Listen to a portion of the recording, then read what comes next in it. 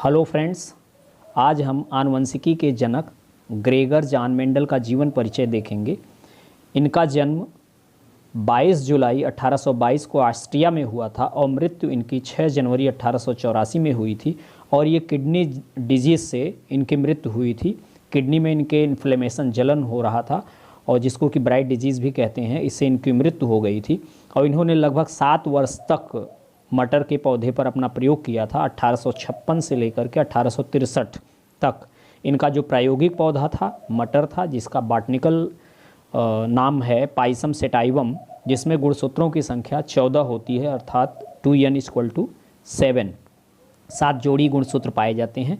इनका जो प्रयोग जो किए थे ये प्रकाशित हुआ था 1866 ईस्वी में साइंस जनरल नेचुरी फॉर स्टैंडर वेरिन नामक जर्नल में प्रकाशित हुआ था। और इसकी भाषा जो थी वो जर्मन थी और टाइटल था वेस्चुई उबेर पैफंजर हाइब्रिडैन।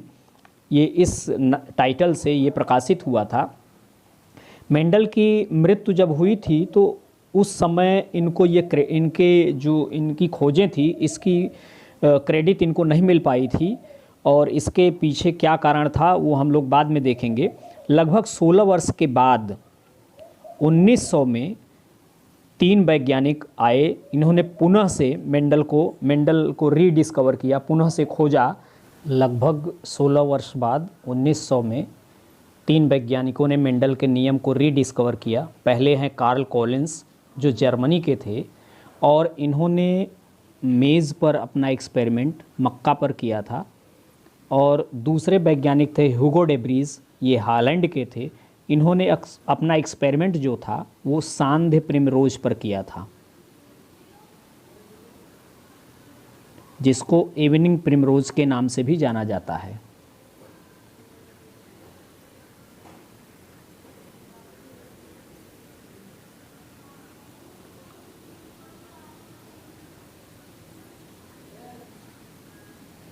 और इन्होंने मेंडल के नियम को जो रीडिस्कवर किया था उसको फ्लोरा मैगज़ीन में प्रकाशित किया था 1901 में।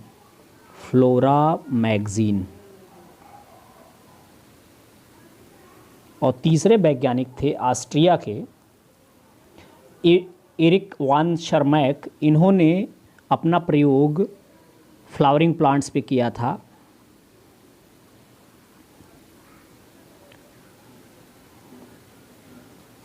विभिन्न प्रकार के पुष्पीय पौधों पर। तो इस प्रकार से हम देखते हैं कि मेंडल के नियम को 1866 में जो प्रकाशित हुआ था उसको 34 वर्ष के बाद प्रकाश में लाने का जो श्रेय मिलता है वो इन्हीं 3 वैज्ञानिकों को। पहला है कार्ल कोरेंस, जो जर्मनी के थे, दूसरा ह्यूगो डे व्रीज हॉलैंड के, और तीसरे हैं शर्मैक महोदय, जो कि ऑस्ट्रिया के थे। और इन लोगों ने मिलकर के मेंडल के नियम को रीडिस्कवर किया, अर्थात मेज़ पर जो प्रयोग किया या सांध्य प्रिमरोज पर या विभिन्न प्रकार के पुष्पी पौधों पर जो प्रयोग किया वही रिजल्ट्स आए जो मेंडल ने 1866 में प्रकाशित किया था। फिर इनके नियम को पुनः समायोजित करने की क्रेडिट जो जाती है वो कार्ल कोरेंस को। कार्ल कोरेंस ने मेंडल के नियम को समायोजित किया और ये 2 नियम दिए। पहला है लॉ ऑफ सेग्रीगेशन, जिसको कि पृथक्करण का नियम कहते हैं,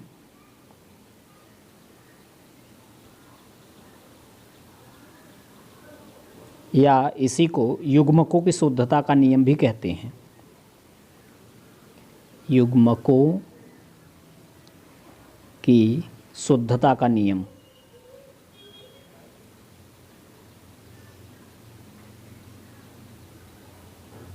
और दूसरा है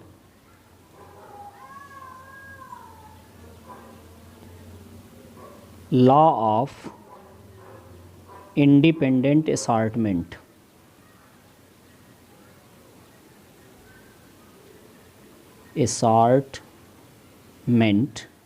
जिसको कि हिंदी में कहते हैं स्वतंत्र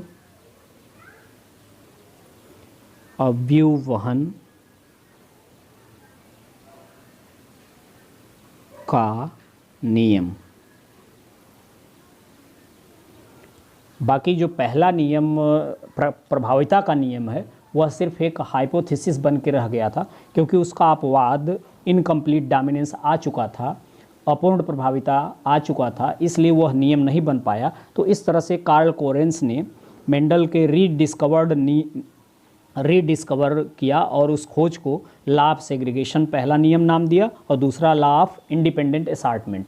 तो ये 34 वर्ष तक जो मेंडल का खोज जो है वो प्रकाश में नहीं आ पाया, उसके पीछे क्या रीजन था, इसको हम लोग अब देखेंगे कि यह 34 वर्ष तक जो प्रकाश में नहीं आ पाया उसका क्या कारण था।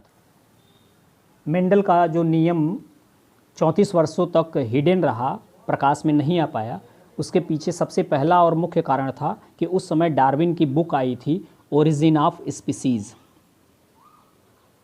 और इस बुक को सारे वैज्ञानिक इस बुक को पढ़ने में लगे हुए थे, जिसके कारण मेंडल के नियम को कोई देख नहीं पाया। दूसरा कारण था कि उस समय जो इनका नियम खोजा गया था, यह उस समय के बहुत आगे था, अर्थात उस समय जेनेटिक्स के बारे में कोई जानता नहीं था।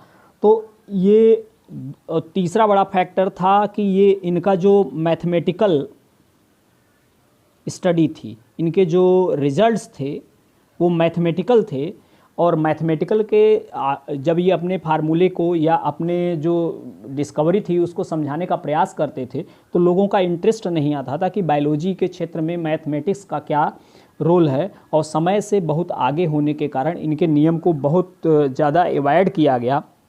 इसके साथ साथ इन्होंने एक एक्सपेरिमेंट और किया था एक पौधे पर जिसको कि हिरेसियम कहते हैं, और ये कार्ल नेगाली वैज्ञानिक थे, उनके कहने पर ये एक्सपेरिमेंट किया था। कार्ल नेगाली नामक वैज्ञानिक थे, उन्होंने इनको एडवाइस किया था, सजेस्ट किया था, और हिरेसियम पर इन्होंने एक्सपेरिमेंट किया था, और ये सक्सेसफुल नहीं हो पाए थे क्योंकि यह पौधा जो था वो पार्थेनोजेनेसिस शो करता था। पार्थेनोजेनेसिस अर्थात बिना फर्टिलाइजेशन के इसमें सीड का फार्मेशन हो जाता था, इसलिए ये इस पौधे को लेकर के सक्सेस नहीं हुए थे। अगर हमारा वीडियो आपको पसंद आए तो लाइक करें, सब्सक्राइब करें। धन्यवाद।